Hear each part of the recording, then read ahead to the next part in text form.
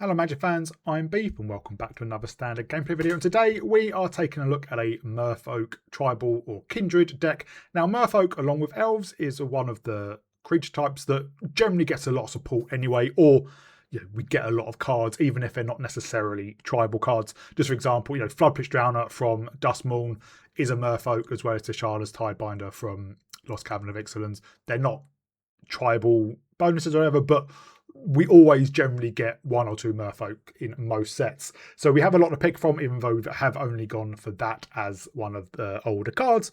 You could play the T'Challa's Tidebinder quite easily. What I find interesting about Merfolk is a lot of the things around Merfolk are based on tapping themselves. You get bonuses when you tap, and we'll go into some of the specific cards in a bit.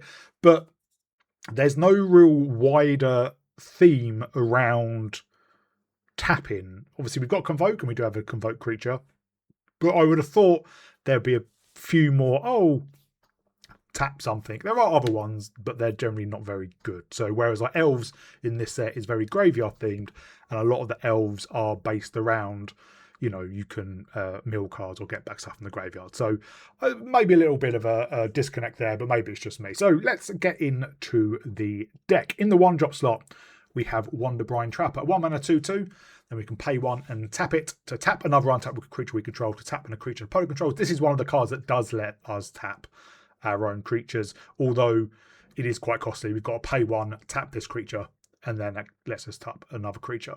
We have 2 copies of Springleaf Drum, an old card that has been reprinted. A 1 mana artifact, tap an untapped creature we control, add 1 mana of any colour. We are playing this 1, ramp's always good, but 2, it lets us tap a creature whenever we want for that bonus. Then in the 2-drop slot, where most of our cards are, I think the main card for me is Encumbered Reejerey, a 2 mana 5/4. So yes, obviously fantastic stats, but it is one of the cards that enters with -1/-1 counters on it.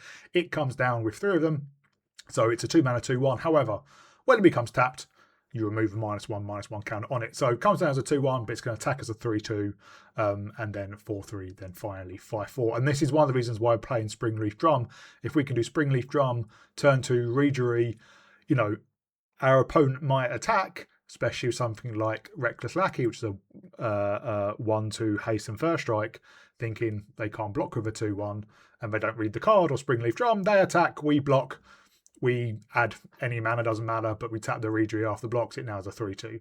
Or we can just do it at the end of opponent's turn, so that on turn 3, this is going to be a 3/2 attacking as a 4/3. So we only paying 2 Springleaf Drum, but that is kind of like the nut draw.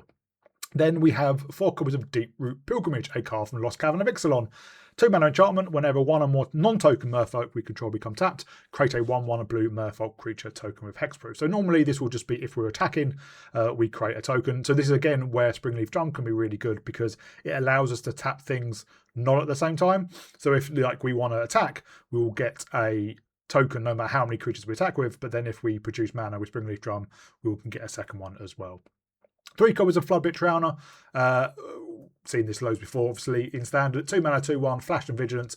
When it enters, tap target creature and opponent controls, put a stun counter on it. Then we can pay 2 and tap the Drowner. Shuffle this creature and target creature with a stun counter onto it into their owner's libraries. So a bit of removal. Then we've got Sygg, Wanderwine Wisdom. This is the legendary Merfolk. It is the transforming one. So beginning of the main phase, we can pay white to transform it into other side of Sygg, and then blue to transform it back. I didn't think this one was that powerful when I first saw it, but it's grown on me, mainly because it never really gets removed. So it's 2 mana 2/2 and can't be blocked. Both sides can't be blocked. This is really powerful because unblockable damage is great. Then when Sygg enters or transforms back into Sygg, Wanderwine Wisdom, target creature gains whenever this creature deals combat damage to a player or planeswalker, draw a card. So that's good. If we do have a Wanderwine Trapper 1-drop turn 2 into Sygg and our opponent doesn't have a blocker, we could put that ability on the Trapper, draw a card. Great.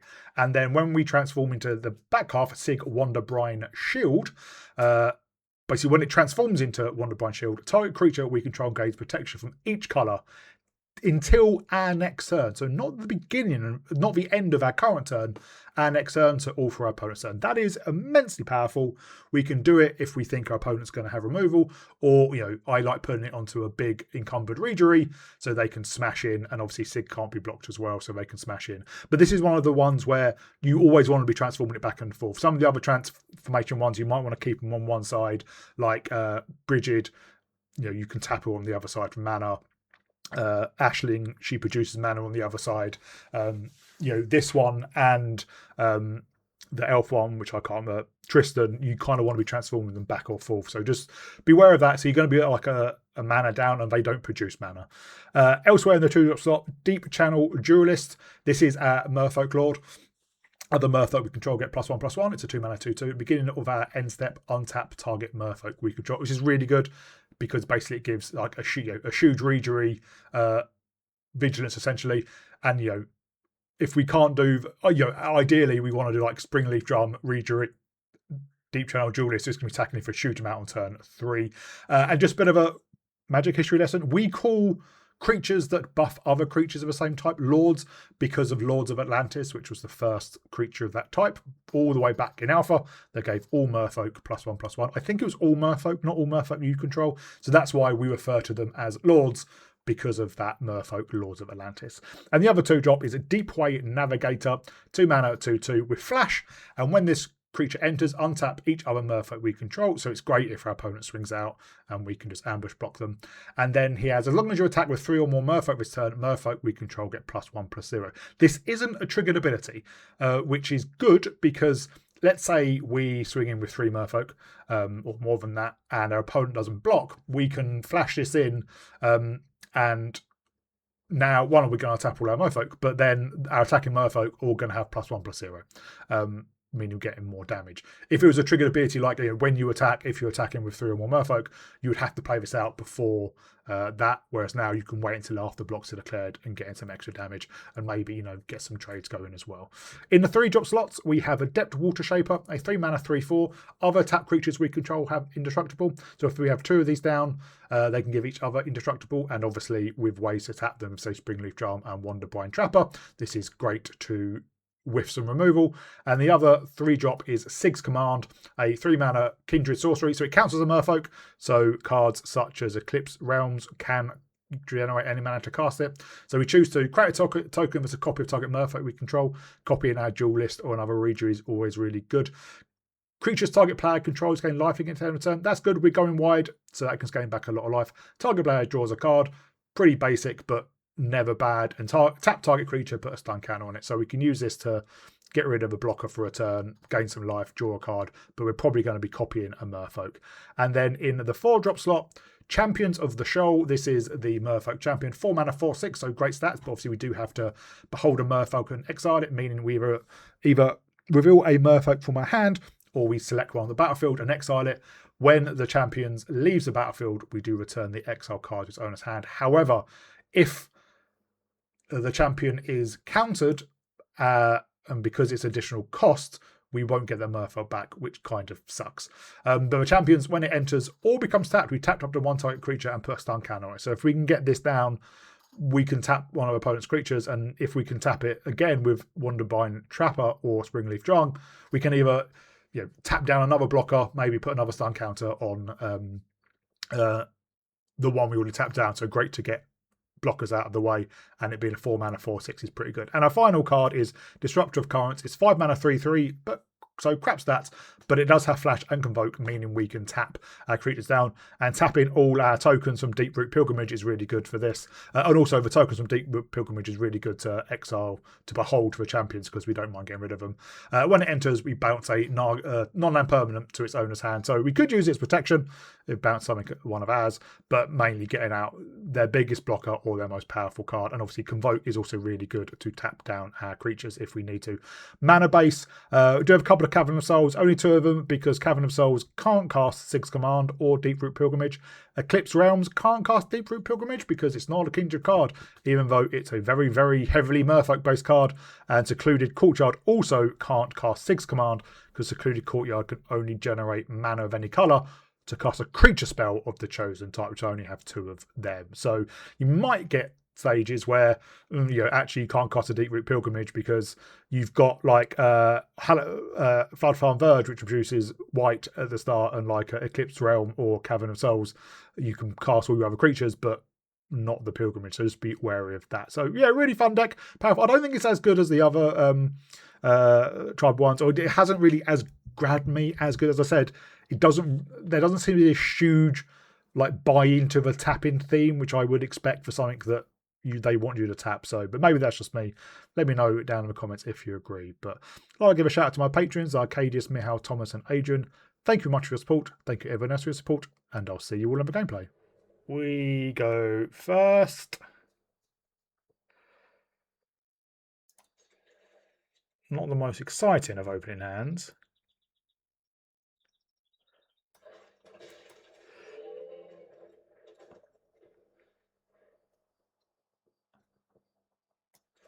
What are we up against? Goblins.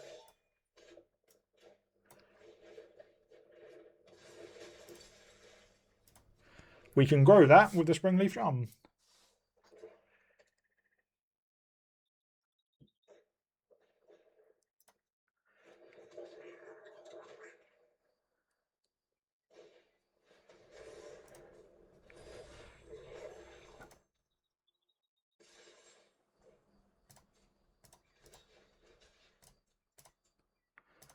Doesn't matter. We grow the Reejerey to block the Lackey. Also puts out a range of the Curse Tosser.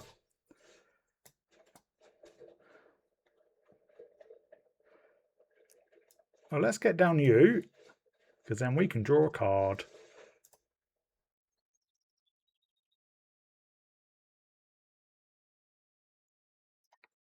Let's tap you and get down the Pilgrimage, so we get a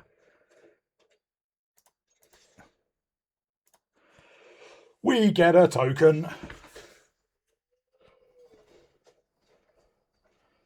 Now we don't want the Curse Tosser to die.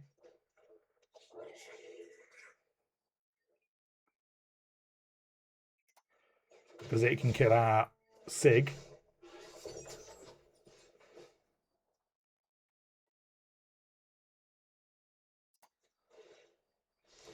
We're going to put it on you, and that way, if that's Goblin.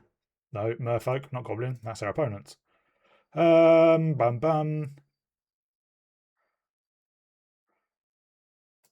Let us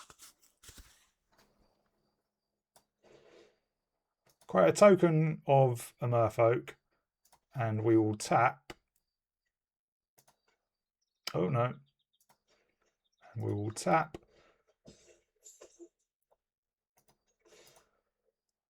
And we can grow our token.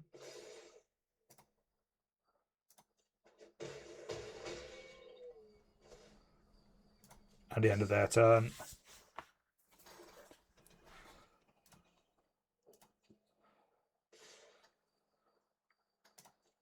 We will block you.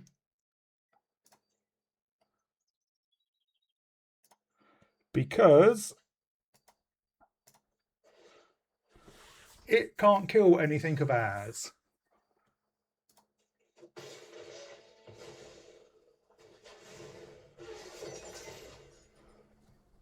The Bastionok does have double strike though.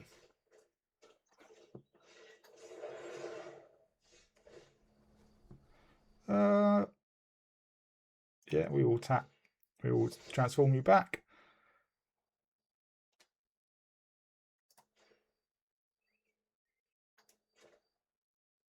Should have put that on Sygg, shouldn't have I?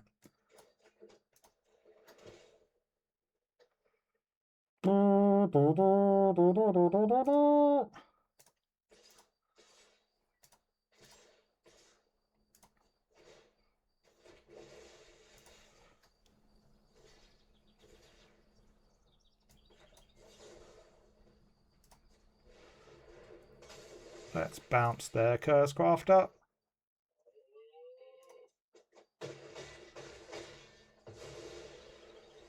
Yes, I don't know why I didn't put Sygg's ability on Sygg.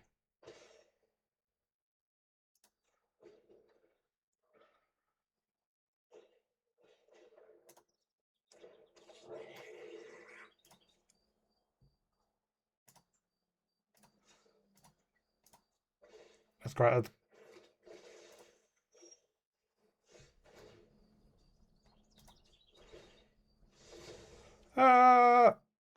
Let's put it on the Reejerey.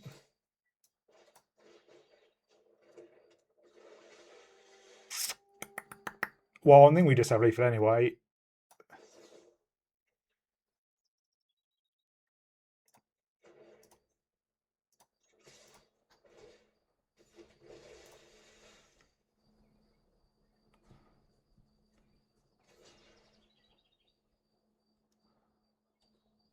We do, because of the Reejerey has protection from everything, and Sygg cannot be blocked. Well, I like this hand. Although we can't cast a Deeproot Pilgrimage as it stands.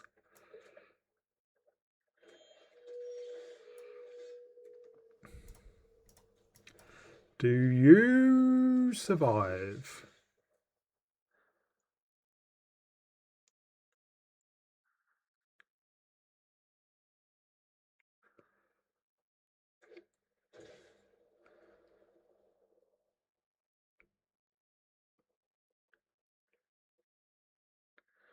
Well, they've shocked in.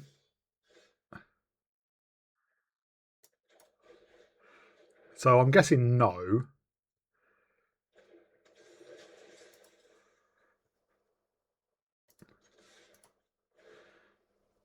So I can't imagine what else they would have that they shocked in a land for.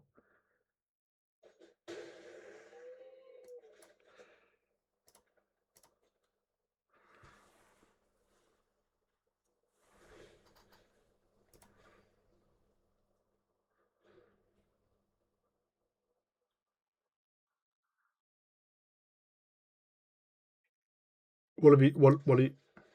Right. Well, we can.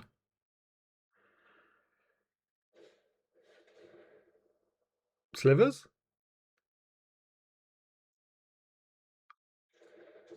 Yeah, thought so.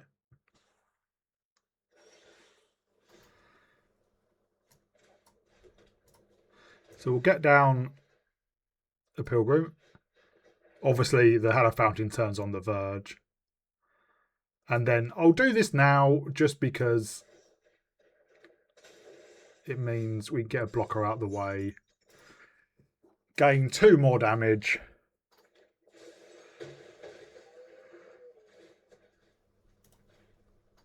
And next turn, we can bounce it or whatever else we need to.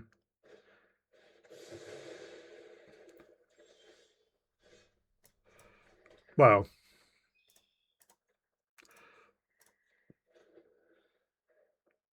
don't like that.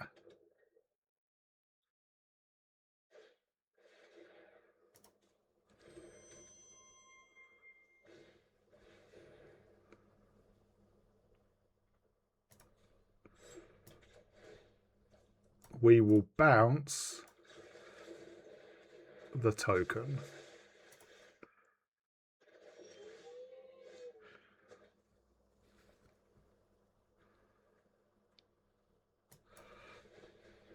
I'd rather have more bodies than a bigger body.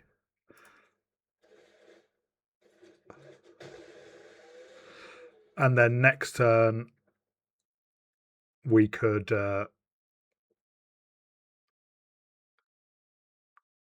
get rid of one of our tokens and tap down a creature.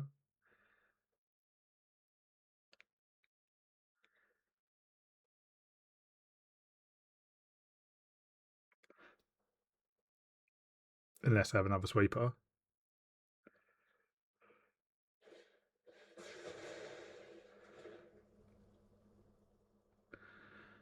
They did.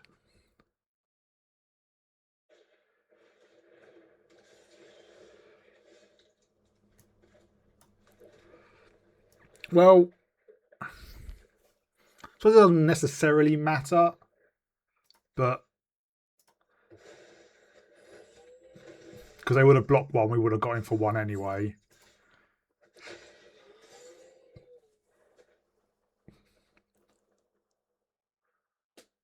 But they would have blocked one and killed it, and then we would have had less creatures. They only have 2 lands left, but they do have a 4/6, a 4/4 they can turn on, which will be a 5/5 with the banner.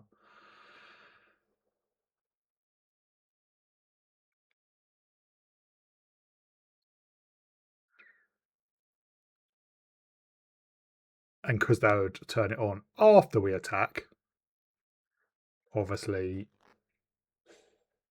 we wouldn't be able to stun that.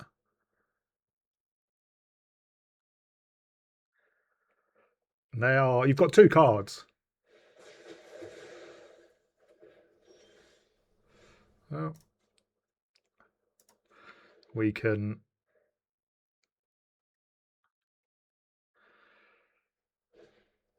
There's another banner.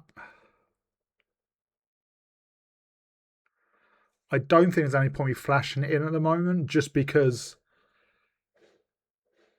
Oh, I suppose we could stun the. Well, get that out of the way.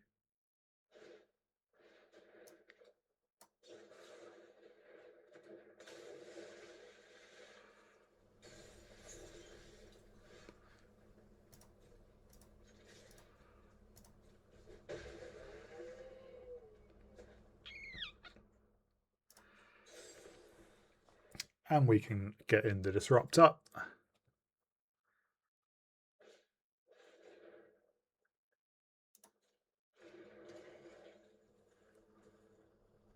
I mean, that was stupid. That costs 4 to turn on. You only have 3 without tapping it.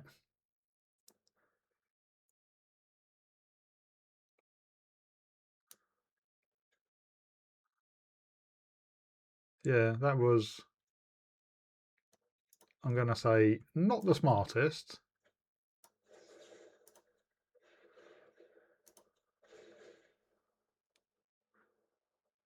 And we can bounce the 3rd core anyway.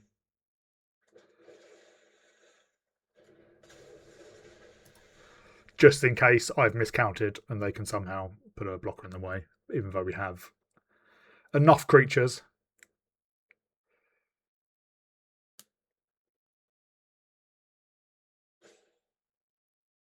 There we go. Can we go on the play, please?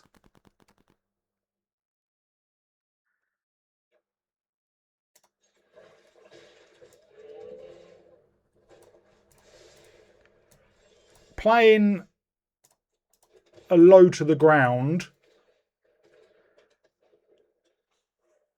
aggro deck, it's so much harder when you're always on the draw.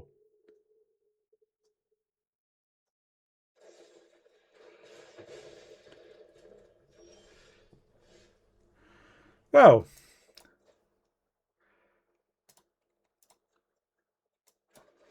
let's get down a Sygg. Does that get removed?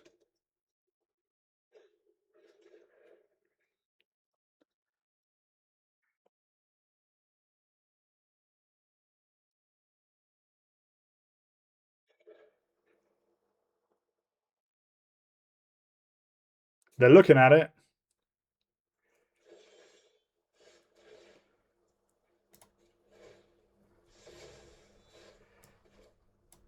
Play you on Merfolk.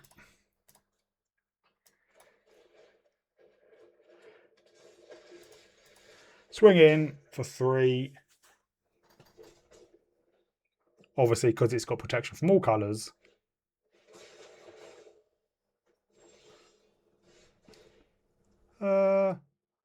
Yeah, we'll draw a card. Pyroclasm obviously didn't do anything to Sygg. And we do get the draw.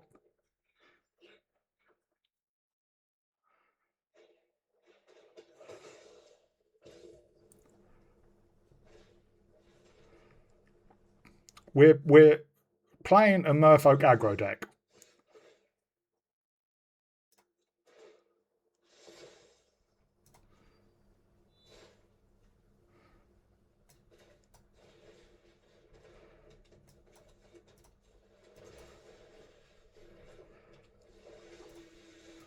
swing in.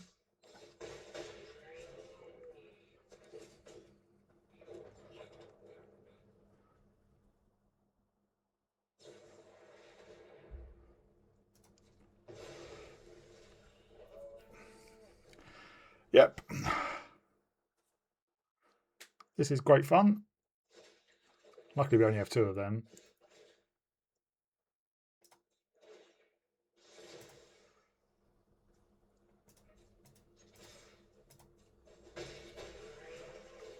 What do we draw?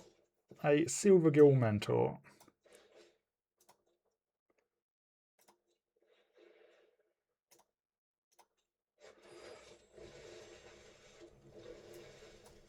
We'll play you on blue. If they have another Pyroclasm, we are screwed.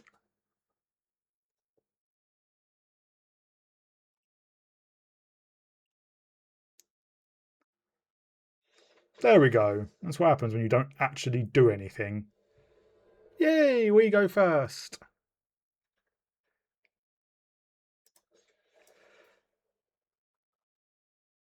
That is a rarity. No, not the best hand.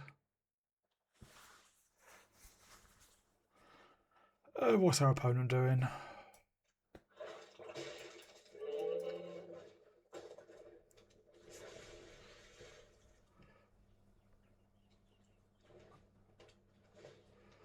Well, they have a land of white elves.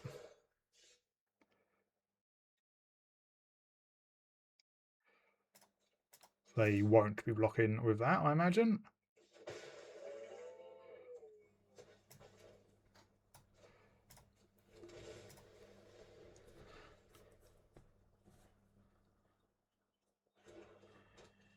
Golgari, so probably just elves.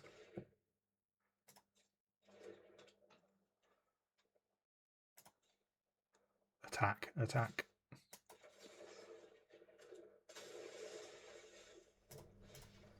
They should have know that I shocked a land in.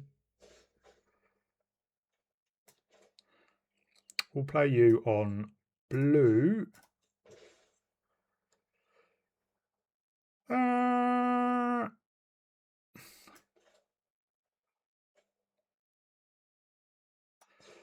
I know we are going to lose out on damage, but seeing as elves are a heavily graveyard-based graveyard deck, I want to bounce their Morkan's Eyes.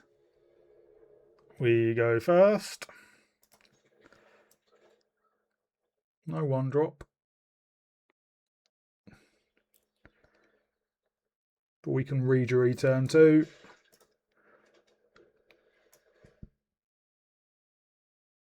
Will it survive?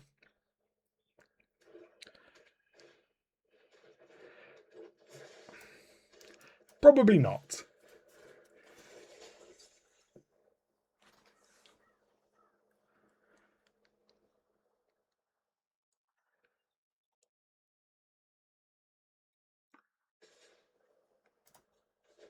Yeah, we ain't blocking that, obviously.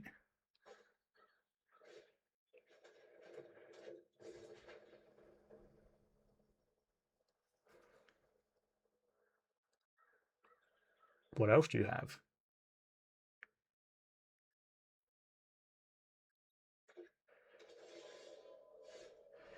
Well, let's get down the Hallowed Fountain and a Deeproot Pilgrimage.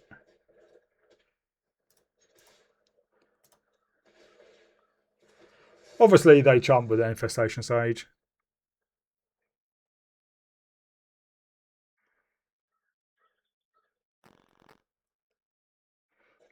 Well, they don't. Do they have Sephiroth?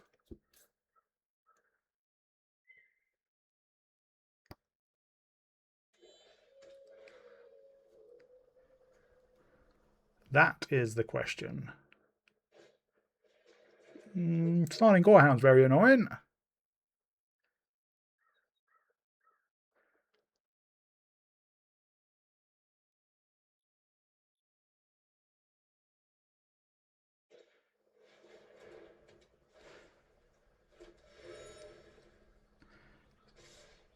we will take that. Because now I think we just get down double duelist.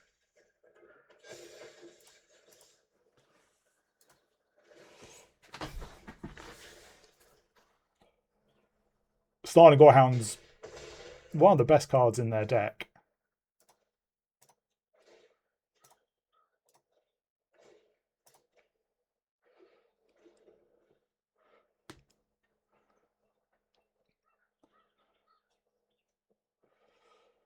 But they can go wide. Well, I mean, if they're just going to pay 2 to sack a clue, I am here for that.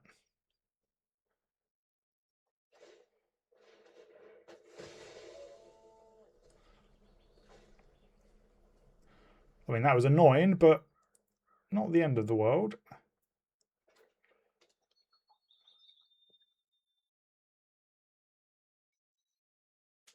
Yeah. Go on, otherwise you don't get the token.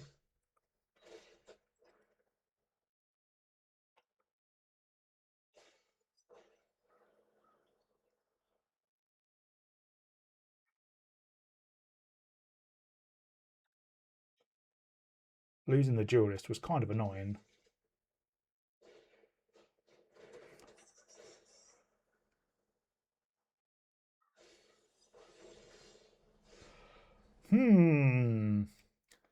Well, you're essentially free.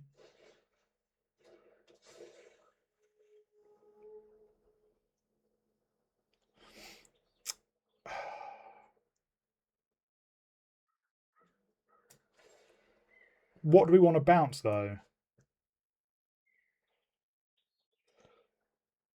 The Gorehound is probably worth bouncing. You. And I'm doing it now so they can't block with it.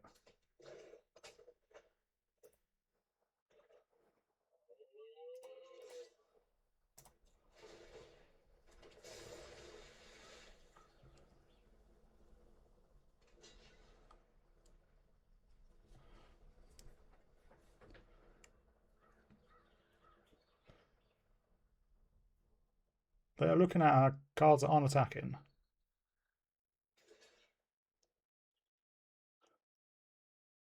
Obviously, they get. Why are they keeping one of the 1/1s around? Why didn't they chump our 6/5 with the infestation stage and then block one of our 2/2s with the market gnome? Do they have Raise the Past? That's going to be very, very annoying.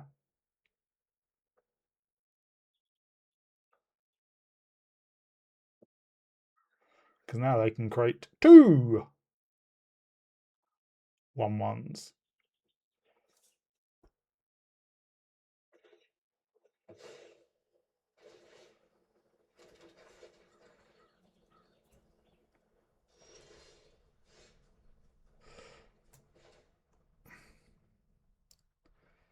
Well, yeah, let's.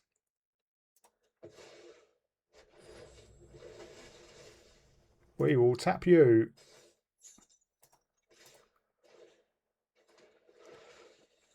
They might just be dead. I can't be bothered counting. I think they are just dead. Especially seeing as they've blocked like that. Yeah.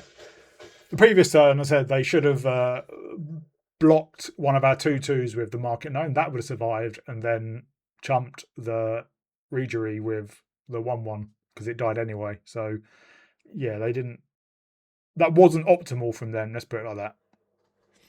We go first. Well, we have a way to tap the Springleaf, the Reejerey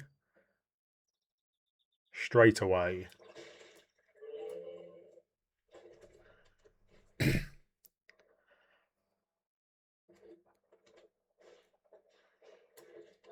Could beat up against Gobos.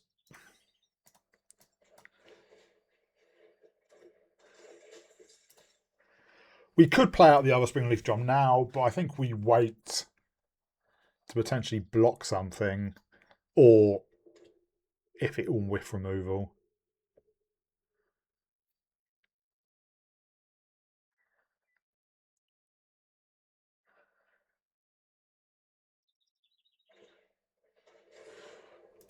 There is the Curse Tosser.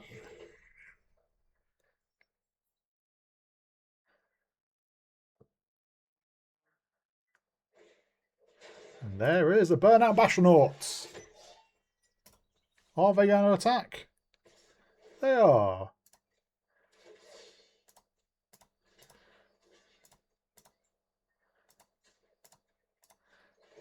We will grow our Reejerey, and this does get out of range of the Curse Tosser. Always useful.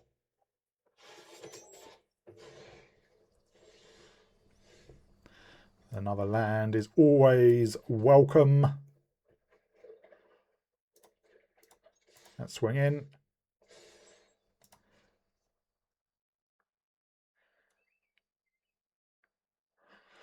Block with the Bastronaut.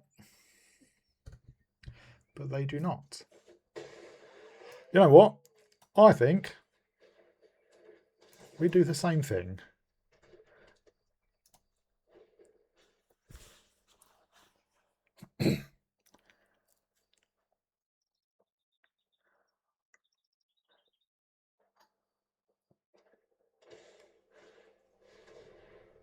How squad heavy.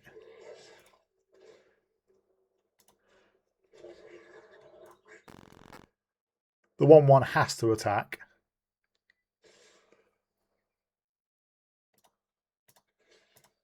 Oh, well, no, actually we won't, because they'll still kill it.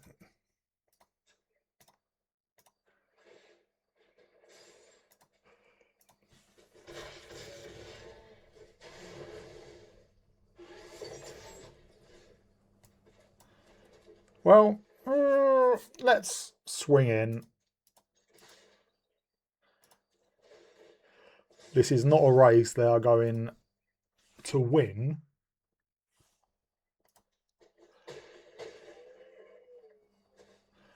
And we can flash in the Navigator,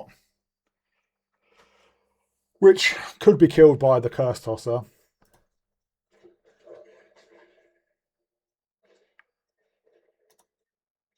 I have a second Bastronaut.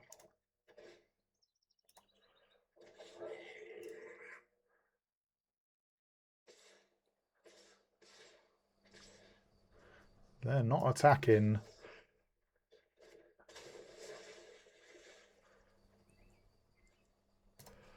Right, let's block you there and block you there. And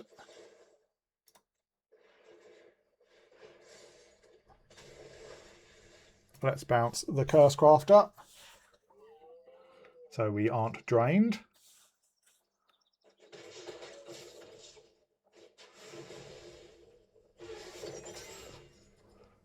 They can add a lot of mana and replay the Curse Crafter. Probably should have bounced the heavy then. But they only have one blocker. So I'm feeling pretty good about that.